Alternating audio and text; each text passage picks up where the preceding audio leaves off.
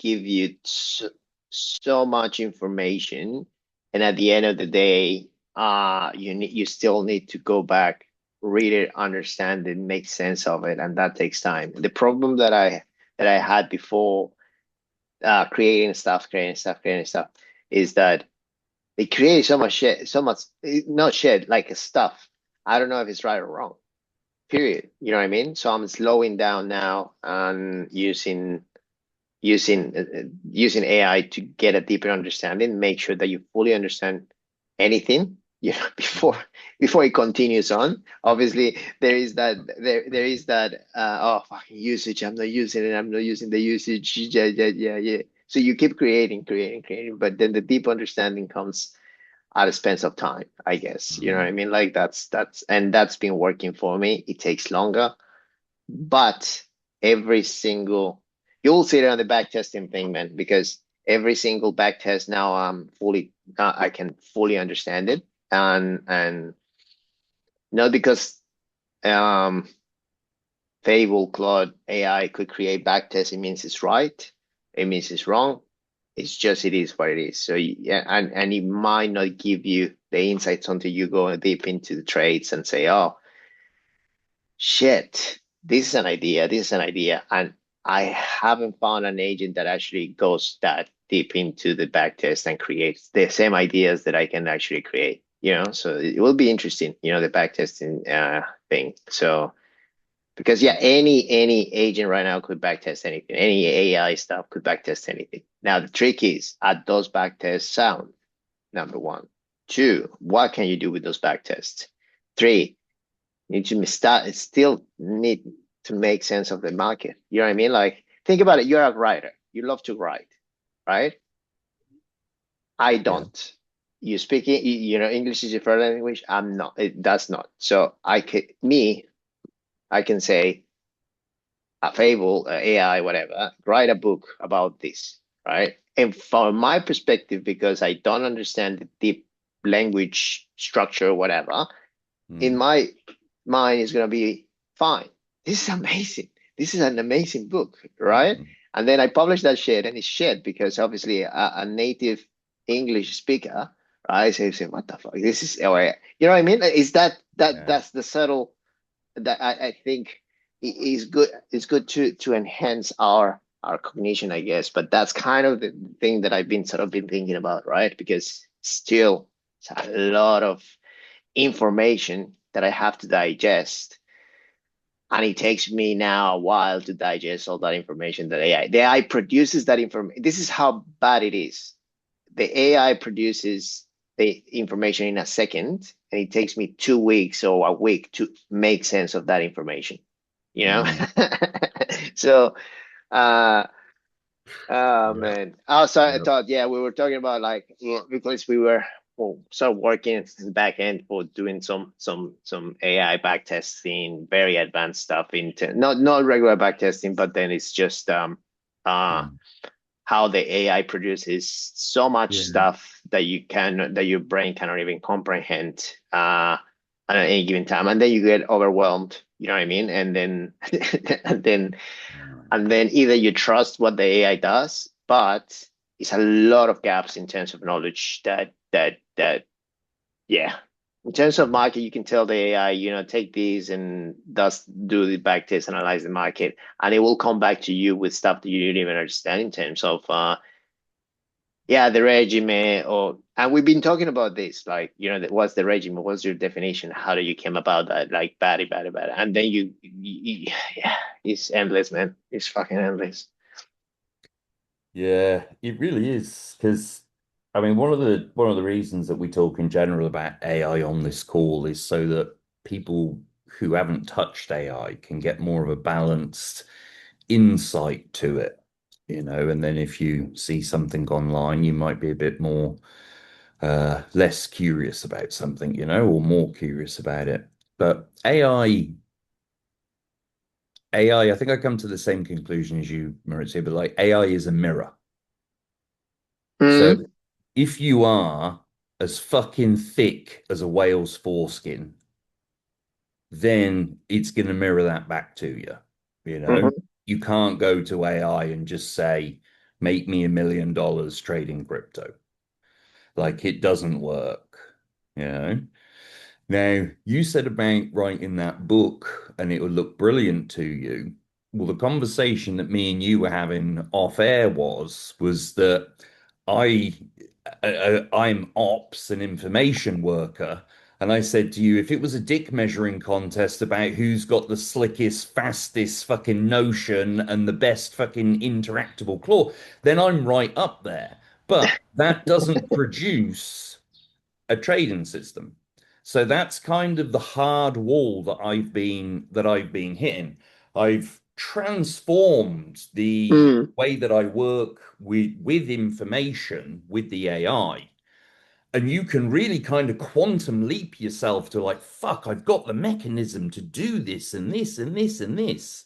But then when you really get into the weeds of it, purely context harnessing your way there without a deeper knowledge of where is, that's when you get into that bullshit, man. I've got so much data now. I've got Yeah. hundreds of millions of trades. Uh, I've got this, I've got that. mm.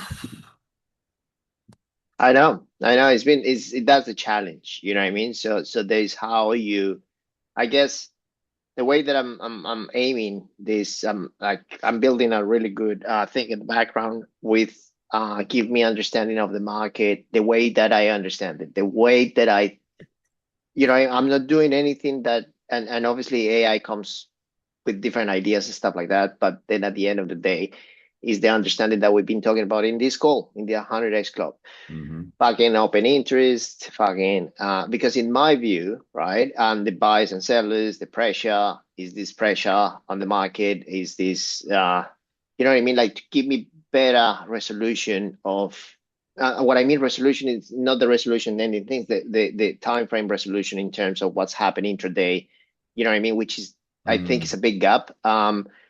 Because crypto is changing, it changes fast. You know what I mean? It changes every single hour, I will say. 1 hour is up, 1 hour is down. There is so much volatility right now. And I think that's the main gap.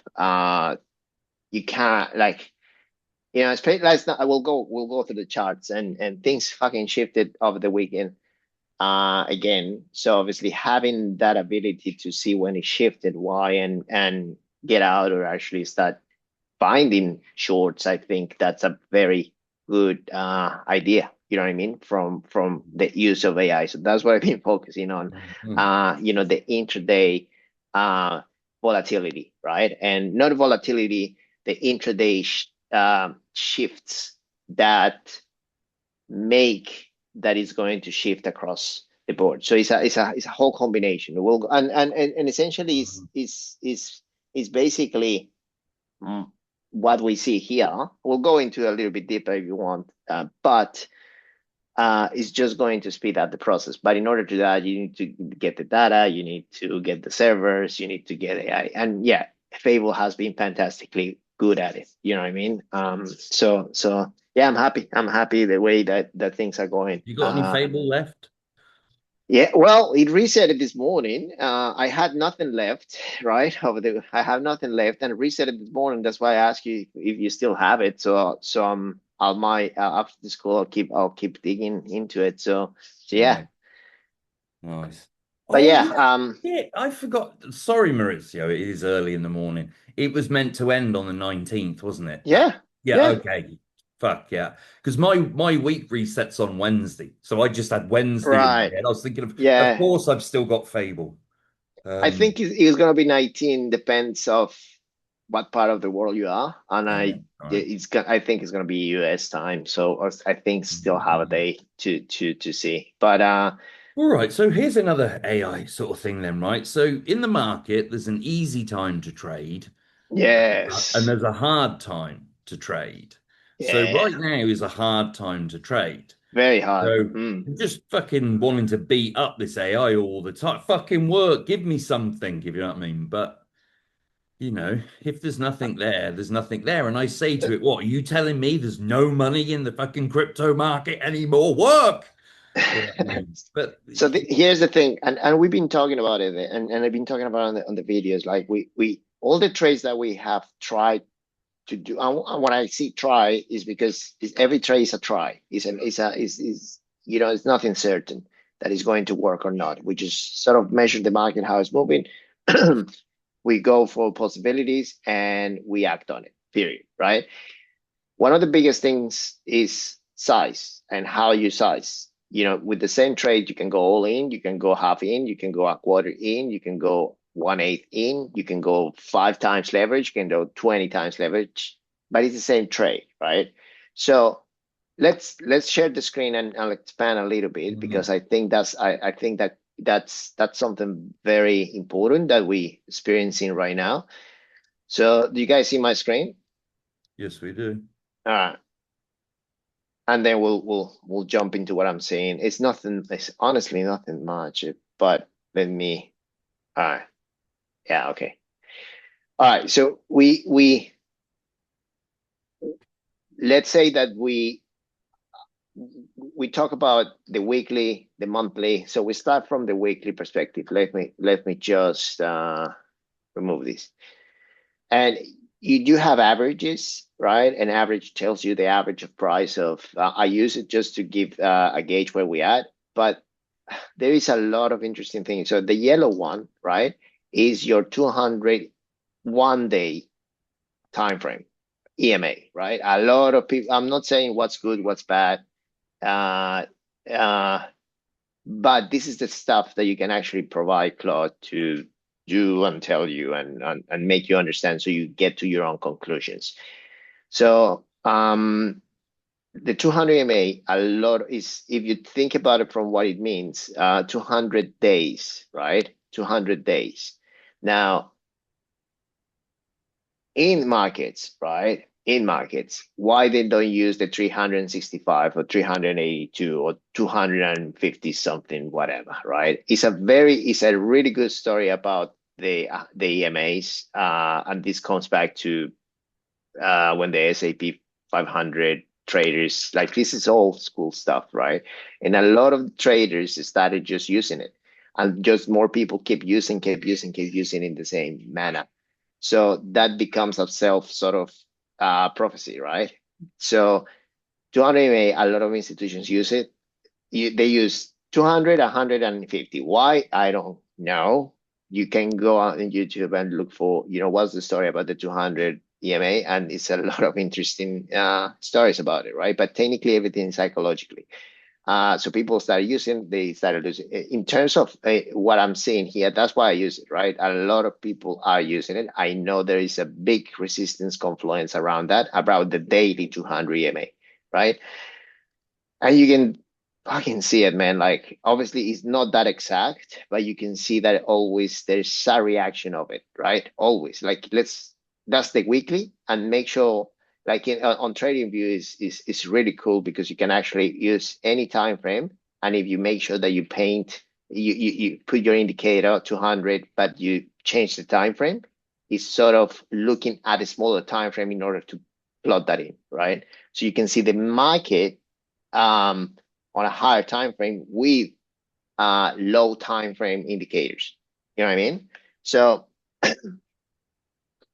that's one thing, right? So when everything, let's say, from the market perspective is above, what I mean everything, I mean the Bitcoin, Ethereum, Solana, they are above the 200 EMA on the weekly, on 200 daily on the weekly sort of time charts. That's when the huge moves happen. That's when the uptrend, that's when every pullback is bought.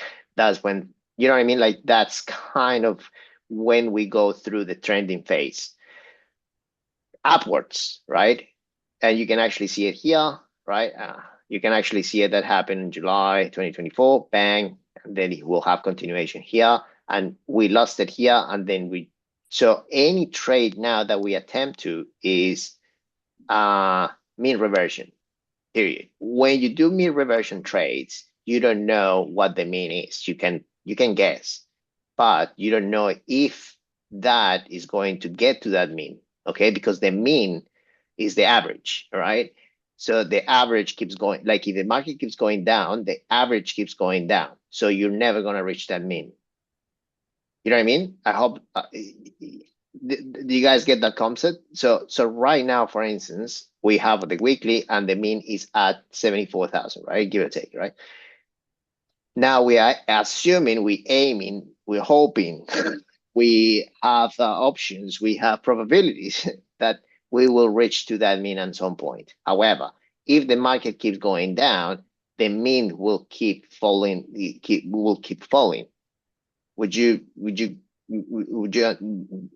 is that clear, right?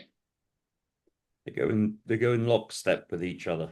Exactly. So what that means is when I do mean reversions, I tend to size less, right? So what I'm trying to say here is you just mentioned something very important is there are times that are really easy times to trade, and there's times that are really difficult times to trade. Okay. This is the time that is difficult time to trade. Therefore, every trade, if I do, especially I mean reversion, I risk less, probably one third of what I usually do. And if they work, they work. You know what I mean? Because there's they're going to be fucking amazing trades if we change that trend. If we change that, you know what I mean? If the market shift is on a big time frame, but that's gonna take a long time. Like if you have a look at this for what it is, we have the weekly, right? And we're really far. Like in order for this to actually move all the way up, it needs to first clear up this 200 MA, which is a big resistance. Uh, and you need volume, you need people buying, you need that rush of saying, oh fuck, crypto is on again. You need all that. Do we have that? Do we fuck? No, I don't feel it. Maybe not. Is this the bottom? Is this not? Can we go down? I have no fucking clue. Yada yada yada. I'm not seeing enough buying, right? Uh exactly. Todd is right. Let me go. I'm not seeing enough buying force, right, in order to say, oh fuck, this is on. I'm on, right? This is on. And when it's not enough force, a lot of liquidity, hunting is on the table, a lot of volatility, stop loss. This gets really hard to put a stop loss because it could get wiped out quite easily.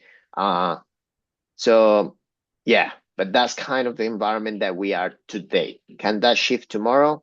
Yes, it can, right? Can we have a candle that actually just breaks all the way up to 72? Yes, we can. Until then, that's basically the environment.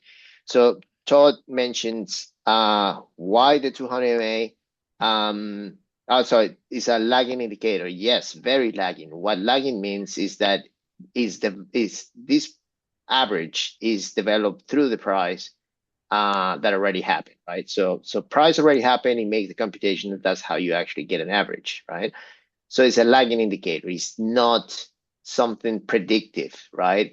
What's really predictive, in my view, and I've been talking about it all the time, is those supports and resistance levels. It's where the liquidity breaks and where the liquidity up goes up, right? And those are predictive, right? Why? Price usually bounces. Something happens on those prices, and usually it's the opposite of what is happening. So market goes up, you have the 200 MA, usually you can have a retracement. How far a retracement? We don't know. But you get all these little points of confluence of support resistance that people tend to take profit, tend to add. So those ones are predictive, right? That's kind of in a nutshell what I'm what I'm what I'm saying, how I approach the market. So when a lot of the coins, especially the majors, go above the average, is when everything goes nuts. And in here, right, is where I tend to size a lot, right? That's when you start using bigger leverage than because the odds are in your favor. Until then, unfortunately, right, you could keep doing shorts, right, if you do the shorts. But what I'm seeing in terms of shorts right now is these confluences, right, are big.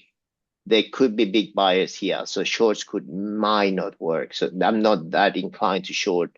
It could be volatile, right, in terms of big time frames. But I'm aiming towards this because this white line right here, now this is the 200 weekly EMA that Ian showed us last, like a while back, right? And that's still holding in a way, right? Yeah, we lost it, but it's still holding, right? Still holding. However, this EMA takes a while to build up. It's a 200 week. So 200 week, how many years is that? Math as flood, right? So that's how big time frames work. So the downside is because we look at the markets every freaking day, big time frames are psychologically hard for it's I don't know for you guys, for me are hard, right? So I tend to go daily and small time frames because I'm trying to look for the opportunities that happens during the week, even during the day. That's why scalping is a great strategy. I'm really think I'm going to go back to scalping instead of holding forever. You know what I mean? And yeah, you got that. Thank you, Todd. 3.85 years. So that's if you think about why that exists, maybe could be the 4 year cycle kind of thing, the 4 year cycle. Yeah, the 4 year cycle. Bitcoin flips or stuff like that. There's so many psychological things that it could go into an average, right? But make sure that whatever average, whatever indicator you use, it makes sense to you, right? So you can actually make your own understanding of the market. I just give you my thinking process because you could put any EMA here is you just fucking change the number. Say 150, right? And you're going to see confluences there. See, you're always going to see 150. I just put it up and say, oh, look at this. This is rest here. Okay, that's a pullback. You're always going to find stuff on any average whatsoever. It's just you gotta make sure that it makes sense to whatever you're trading. That's why I give you why I use it, right? All right, now let's go back to the daily, okay? And the daily, see, is the same sort of EMA, right? And this is when it is going to get really exciting in trading, and we're getting very close to that gap, right? So this is what we were aiming towards last week. Big drop right here, but this level here, the 65,000, I've been talking about it, it hasn't been able to break it. If we break it, I think it opens the possibility to that mean reversion trade, right? So we are very close. And if you look at this in terms of structure, that's another thing, the market structure. From the weekly perspective, you can actually see that this candle here, on Monday, the 1st of June, that week broke the structure, and then it hasn't been able to reclaim that structure back, right? So there's still bearish conditions here. So in order to go to that mean reversion trade, the best option is to wait, right? To wait here, and then if this happens again, what's going to happen with alts. Alts are going to go nuts, especially the strongest stuff, right? Unfortunately, we got to stop out on some trades over the weekend on the second trades. It is what it is. But in terms of sizing, that's what any trade that we attempt to on this mean reversion side of things to the upside, then don't go nuts in terms of size. You could go nuts in terms of size once we start shifting again, like here on April 2025. And that's going to give us a lot of opportunities. And that could pay the whole year. Simple as that. If you do the good leverage on the good opportunities when the market is on your favor, right? Then it could pay for the whole year, man. Like, 3 or 4 or 5 trades could pay a lot with good leverage. You know what I mean? So yeah, that's basically something to highlight in terms of how you use these indicators. If we bring this back to AI, you can ask AI to give you AMIs and all that sort of stuff, but start questioning why and see if that actually makes sense to you, right? Like, I think we've been long enough on these calls for you guys to understand what I'm looking for.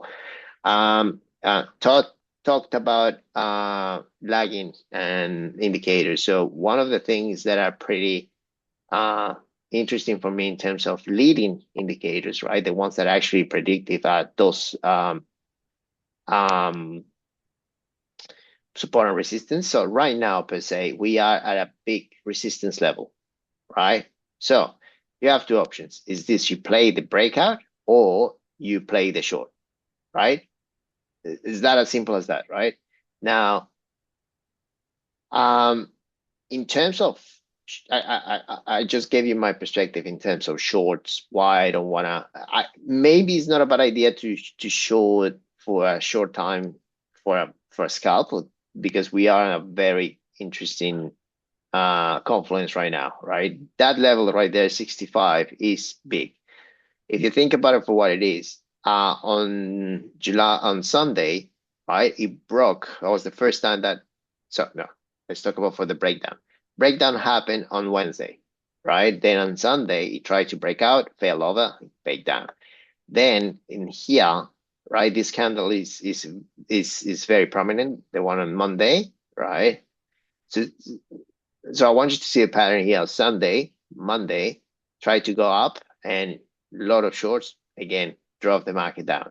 Now this one, Tuesday, right? Try to break up now.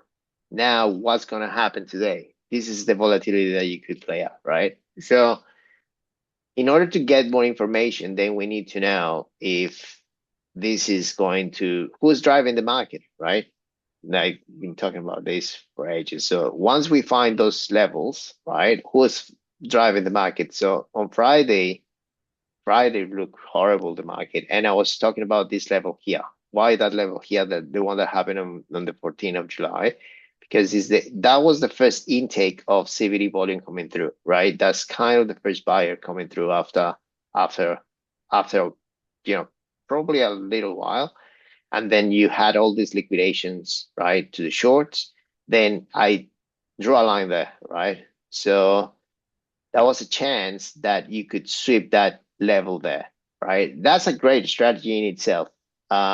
You find the CVD huge outputs, but because it's people buying right here, you can actually see. And then after that, what happens is going to liquidate a lot of people, and then it's going to liquidate both sides, up and down, right? And then probably, and there's a good probability that another level of longs will come along. So that's the one that I was waiting to happen. It did happen.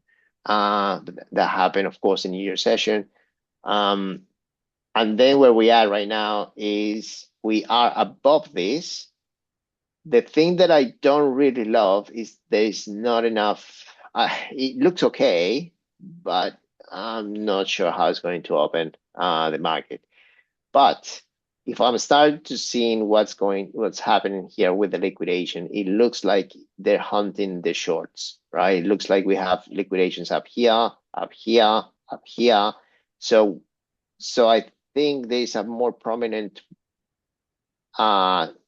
short getting liquidated. Therefore, I think we might retest the 65.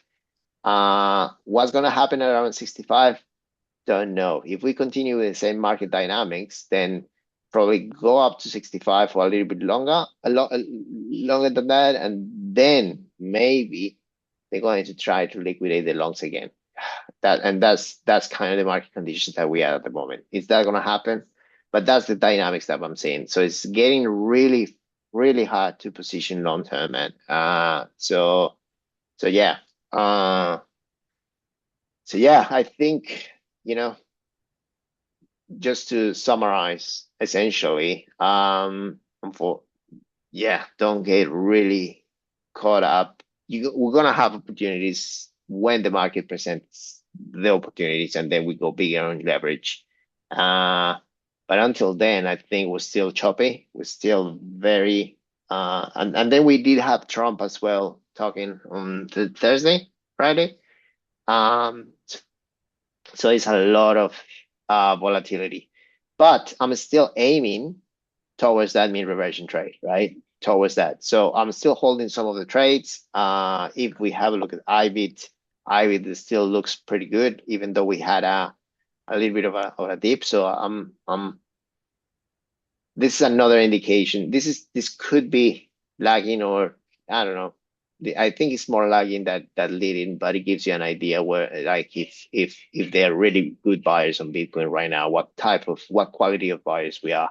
And that's the other, that if this means revert, I think everything's gonna go nuts, right?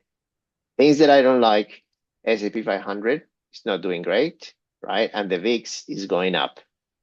And what VIX is the volatility index that measures how volatile the market gets. But usually when it gets volatile, it's because we might have a drop, right, on the S&P 500. If we do get the drop in the S&P 500, which it looks like, structurally speaking, maybe we will, right? Then Bitcoin, it might not hold. As simple as that, right? So yeah, very choppy markets at the moment. If we have a look at what happens, what's going on with oil is not dropping. Obviously, conflict still on. A lot of things happening. So this could, if this starts going back to 100, then expect another leg down. And yeah, it is what it is. So yeah, Jim, in the CVD, the spike seen in. Let's have a look.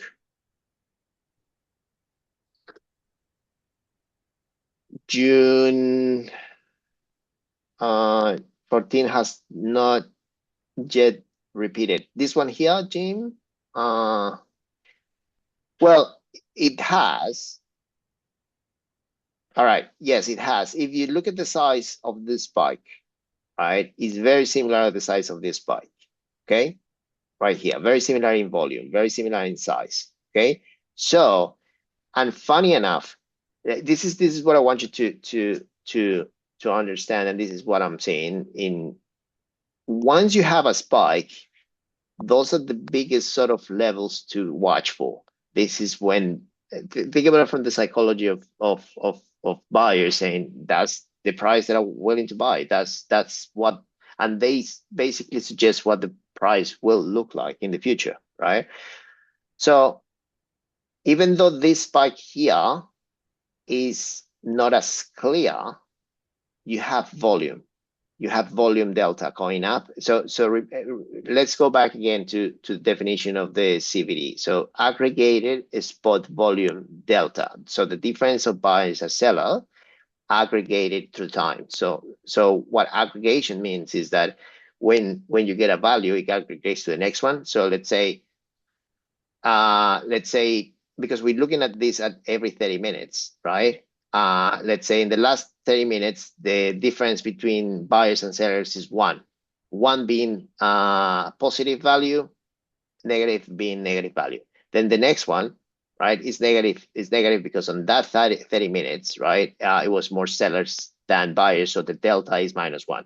So the last one was 1, the next one is -1, so we're at 0, right? And then the next one, let's say buyers came in again, the delta on that candle is going to be, I don't know, 2, 2 more buyers than, and then and so forth, right? So that's basically the difference.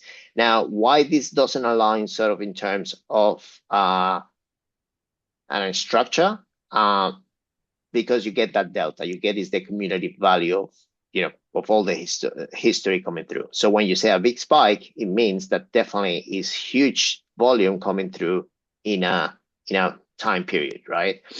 The interesting here is what I tend to pay attention the most is where those big spikes are coming, regardless of the structure. So, and this one came at the same price level. See, give or take, right? This one, 62 areas. That's why it becomes a really huge support, right? That's when you say, same thing with the sellers. The sellers is a different psychology, but that's basically what I'm watching, right? That's why I drew this level here. I wanted to see reaction here, and that could be a really great opportunity to go long, right? So yeah, I hope that makes sense. So that's kind of the level that I don't want to break, if we break this, then we're going lower. Because there's no more support of that market. Whoever is buying at that level gave up or took profit or whatever. You don't know when they're going to take profit. That's the thing.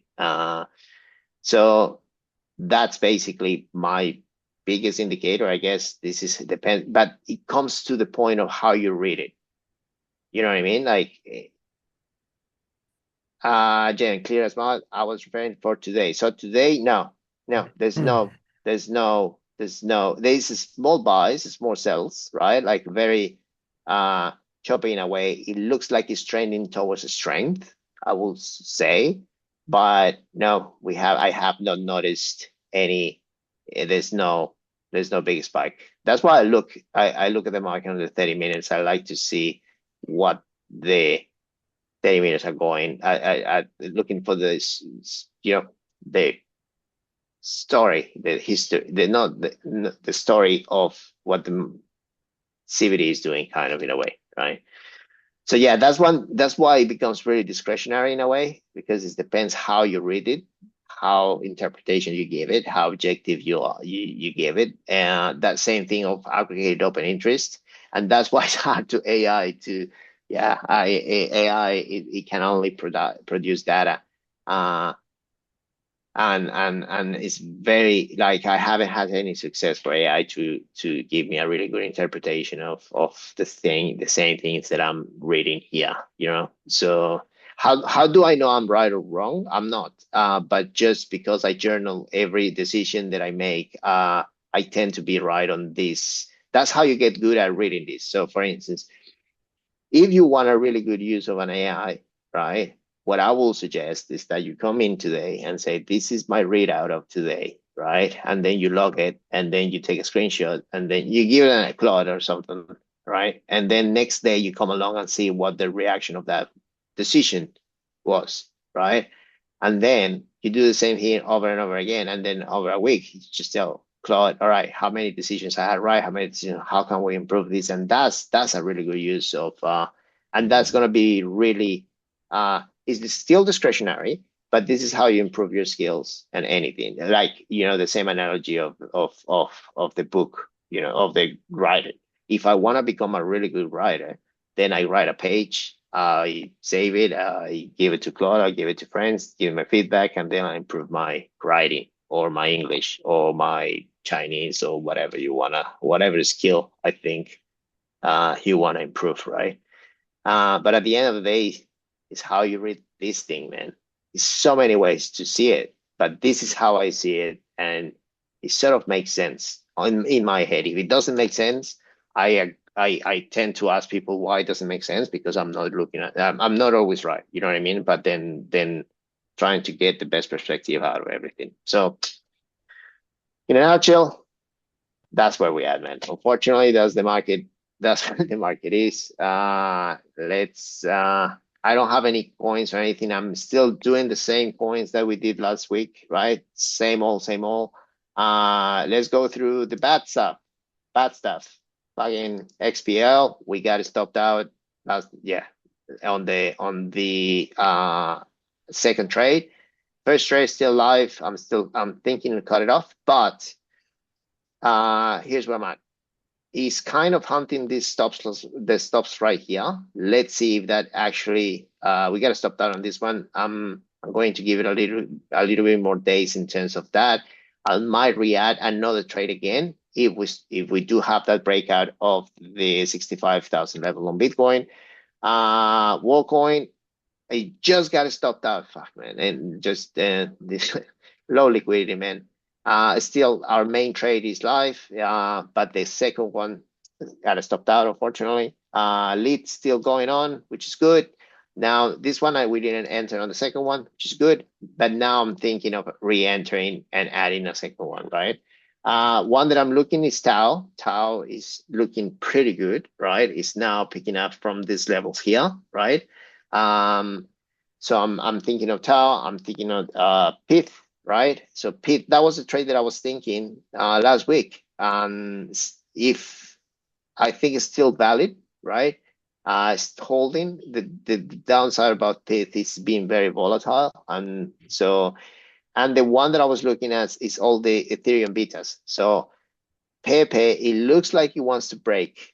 And this is the thing. If this Pepe breaks, the first level of reaction will be around here.